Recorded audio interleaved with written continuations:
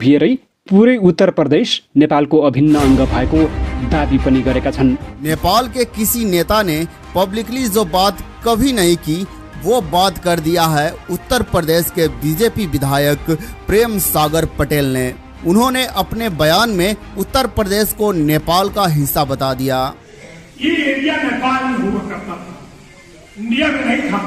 उसके बाद जब संधि हुई, सुगौली संधि 4 मार्च 1914 को इस देश में एक संधि हुई, सुगौली संधि। ग्रेटर नेपाल के बारे में नेपाल के लिए काफ़ी इंपॉर्टेंट न्यूज़ इस टाइम पे आ चुकी है। ग्रेटर नेपाल के बारे में ये बात की जा रही है नेपाल की मीडिया के अंदर और नेपाल के अंदर इंडिया को उत्तर प्रदेश नेपाल को वापसी देना चाहिए। उत्तर प्रदेश, आपको पता है कि ये उत्तर प्रदेश ग्रेटर नेपाल का एक पार्ट था। नेपाल के लोग इसके लिए मांग कर रहे क्योंकि ये उत्तर प्रदेश ग्रेटर नेपाल का पार्ट हुआ करता था और आज ये इंडिया के अंदर है। तो चलिए देखते नेपाल की मीडिया का ये रिपोर्ट और आपके साथ शेयर करते हैं। चलिए देखते नेपाल की मीडिया इस टाइम पे उत्तर प्रदेश के बारे में और ग्रेटर नेपाल के बारे में क्या बात करती है। वीडियो देख के फिर आपके साथ बात करते हैं। भारत चीन सीमा क्षेत्र लद्दाख र काश्मीरमा तैनाथ गर्न चीनले गोर्खा भर्ती लिन लागेको हल्ला विश्वभर फैलियो। भर्ना हुन चाहने युवालाई जनही 12 लाख पेस्की बुझाएको दाबी। के यो समाचार सही हो त? यसबारेको जानकारी र पूरै उत्तर प्रदेश सुगौली सन्धि अघि नेपालकै भएको भारतका वरिष्ठ नेताको दाबी मन ठुलो बनाएर नेपाललाई फिर्ता गर्न मोदीलाई आग्रह। भारतभर तरङ्ग पैदा। चीनले पिपुल्स लिबरेसन आर्मी PLA-मा गोर्खा भर्ती खोल्ने भएको छ। भारतले अग्निवीर योजना अगाडि सारेपछि गोर्खा भर्तीमा नेपाल र भारत बीच विवाद रहेको अवस्था रहेको छ र विगत 3 वर्षदेखि भारतीय सेनामा गोर्खा भर्ती हुन सकेको छैन। यस्तो अवस्थामा चीनले भारतसँग लड्नका लागि दोकलाम, अरुणाञ्चल, लद्दाख र हिमाचल प्रदेशका उच्च हिमाली क्षेत्रमा तैनाथ गर्नका लागि गोर्खा भर्ती खोल्ने भएको छ। यसका लागि चीनले नेपालका प्रत्येक भर्ती हुन चाहने युवालाई झन्डै 12 लाख रुपैयाँ पेस्की बुझाउन सुरु गरेको छ भनेर भारतीय गोदी मिडियाले सम्प्रेषण गरेको खबरमा यो झुट समावेश गरिएको छ। नेपालमा ग्रेटर नेपालको बहस चर्को भइरहेको र ग्रेटर नेपालको माग आम जनताहरूले गरिरहेको र ग्रेटर नेपालको आन्दोलन चर्को बनिरहेका बेला भारतले नेपालको ध्यान मोड्न यस्ता खालका नेपाल र चीन सम्बन्धी झुटा समाचारहरू भारतीय गोदी मिडियाले संप्रेषण गरिरहेका छन्। दोस्तों, नेपाल को लेकर के जिस बात का डर था वो अब सच होने लगा है, क्योंकि पहाड़ों में जिस फौज के एक एक जवान के लिए चीन अपना सब कुछ दांव पर लगाने को तैयार था, वहां उसे सबसे बड़ी कामयाबी मिलती दिख रही है। भारत की अग्निपथ स्कीम का डर दिखाकर चीन ने ऐसा गेम खेला कि अब एक और जहां भारतीय फौज में गोरखाओं का काल पड़ चुका है, तो वहीं चीन इन गोरखाओं को अपनी पीपुल्स लिबरेशन आर्मी में भर्ती करने के लिए कामयाब हो रहा है। लेकिन दोस्तों, नेपाल ने चीन के भंवरजाल में अपना सबसे बड़ा हिमायती यानी भारत ही गंवा दिया है। नेपाल ने भारत की सेना को बड़ा झटका देने के लिए पहले तो अपने लोगों को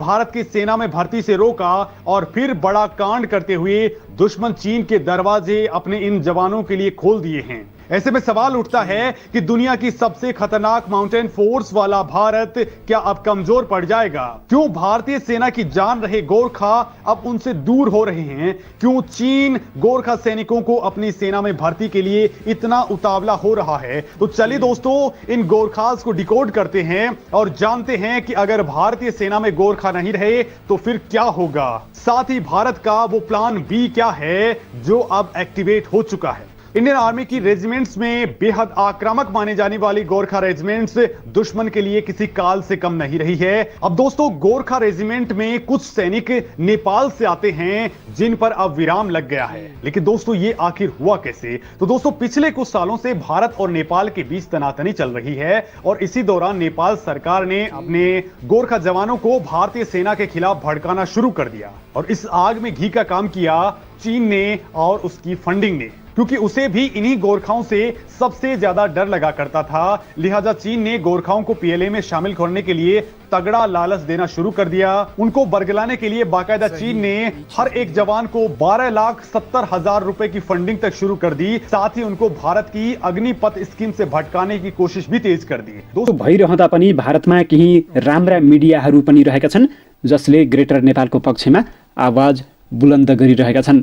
सुगौली सन्धि अघि ग्रेटर नेपालका भूभागहरू सिक्किम, दार्जिलिङ, कुमाऊँ, गढवाल लगायतका क्षेत्रहरू नेपालले पुनः प्राप्त गर्न सक्ने र त्यसमा नेपालको अधिकार रहेको ती भारतका राम्रा मिडियाहरूले दाबी गर्ने गरेका छन् र भारतकै उत्तर प्रदेशका वरिष्ठ नेता प्रेम सागर पटेलले झन् संसदको रोस्टममा उभिएरै पूरै उत्तर प्रदेश नेपालको अभिन्न अंग भएको दाबी पनि गरेका छन्। नेपाल के किसी नेता ने पब्लिकली जो बात कभी नहीं की वो बात कर दिया है उत्तर प्रदेश के बीजेपी विधायक प्रेम सागर पटेल ने। उन्होंने अपने बयान में उत्तर प्रदेश को नेपाल का हिस्सा बता दिया। ये एरिया नेपाल में हुआ करता था, इंडिया में नहीं था। उसके बाद जब संधि हुई, सुगौली संधि 4 मार्च 1914 को इस देश में एक संधि हुई, सुगौली संधि, और आज बिहार में है।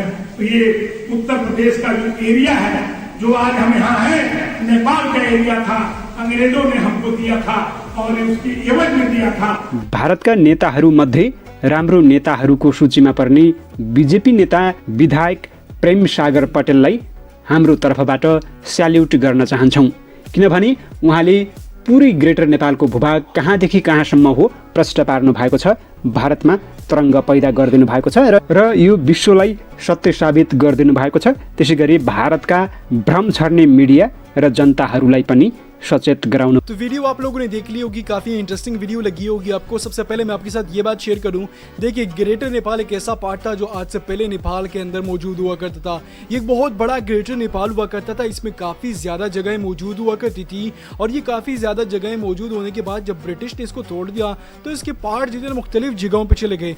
जैसे कि कुछ पार्ट इस टाइम पे भूटान के अंदर मौजूद है, कुछ पार्ट इसके चाइना के अंदर मौजूद है, कुछ पार्ट जो है वो बांग्लादेश के अंदर मौजूद है, काफ़ी ज़्यादा पार्ट इसके जो है वो इंडिया के अंदर मौजूद है। अब नेपाल के अंदर अलग अलग तहरीकों की आवाज़ें भी उठती है, जिसकी में आपने देखा होगा कि खालिस्तान की तहरीक उठ रही है, फिर जो है वो कश्मीरी अलग तहरीक मांग रहे हैं और ग्रेटर नेपाल का भी एक तहरीक है जो आजकल नेपाल के लोग मांग रहे और नेपाल के लोगों को देना चाहिए। ग्रेटर नेपाल की एक्चुअल ज़मीन है। 1950 के अंदर नेपाल के साथ इंडिया ने धोखा कर लिया और नेपाल से धोखे के जरिए सारी ज़मीनें ले ली गई। फिर बाद में ये कहा गया कि हम ये आपके साथ अलग अलग डील करेंगे और आज आप लोगों ने देख लिया कि नेपाल की सारी ज़मीनों के ऊपर कब्जा कर लिया है इंडिया ने। अब इंडिया जो है वो अपनी जगहों में शामिल कर दिया और ये 75 साल हो गए, अभी तक नेपाल को ये सारी जगहें वापसी नहीं मिली। अब आप सबको पता है कि ग्रेटर नेपाल एक ऐसा मुद्दा है जिसमें नेपाली लोग ज़्यादा यही चाहते थे और यही चाह रहे कि ग्रेटर नेपाल की जितनी भी ज़मीनें हैं वो हमें मिल जानी चाहिए और हमें मिले, क्योंकि हम आपसे कोई और डिमांड नहीं करें और हम आपसे कोई और चीज़ चाह रहे हैं। तो यही बात है और यही चीज़ है कि नेपाल के लोग आज भी ग्रेटर नेपाल के लिए मांग कर रहे हैं और उत्तर प्रदेश की बात ये की जा रही है कि उत्तर प्रदेश नेपाल का पार्ट है और रहेगा और पहले भी था और आज भी उत्तर प्रदेश की बड़े बड़े मंत्री ये कह रहे कि उत्तर प्रदेश नेपाल का पार्ट है और नेपाल को जल्दी मिलने वाला है। तो एक ग्रेटर नेपाल के लिए एक इंपॉर्टेंट न्यूज़ थी, आपके साथ शेयर की। अगर अच्छी लगी है तो वीडियो को लाइक लाजमी करें।